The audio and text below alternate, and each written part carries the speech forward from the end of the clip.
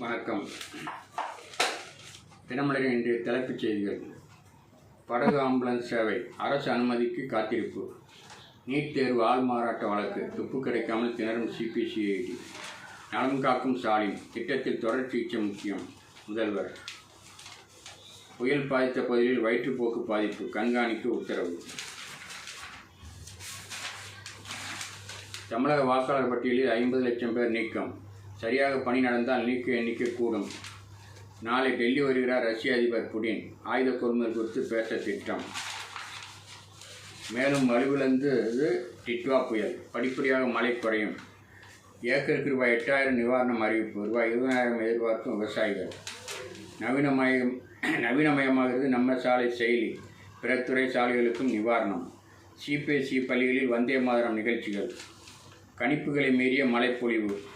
திமுக MLA மீதான பணப்பட்டுவாடா வழக்கு ரத்து. காசி தமிழ் சங்கம் பங்கேற்பாளர்களுக்கு அனுபவ பகிர்வு போட்டி.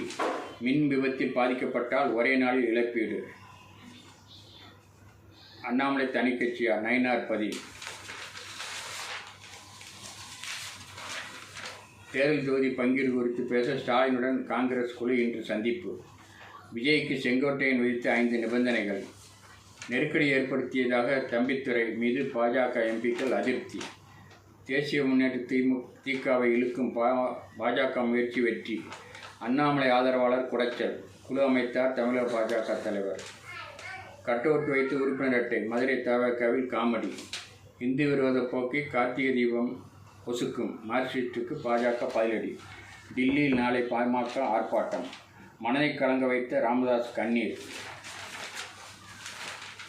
விபத்தில் தாய் இழந்த பார்வையற்ற மகளுக்கு அரசு வேலை என தற்காலிக பணி தந்ததால் சர்ச்சை.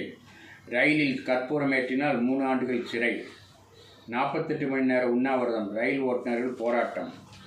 நவம்பர் ரேஷன் பொருட்கள் இம்மாதம் சேர்த்து தர முடிவு. நகர்ப்புற வாரிய மனைகளுக்கு பட்டா கிடைப்பது எப்போது? ஒதுக்கீட்டாளர்கள் தவிப்பு. சுய விவர தகவல் பகிர்வில் பள்ளி கல்வித்துறை பணியாளர்கள் முறைகேடு.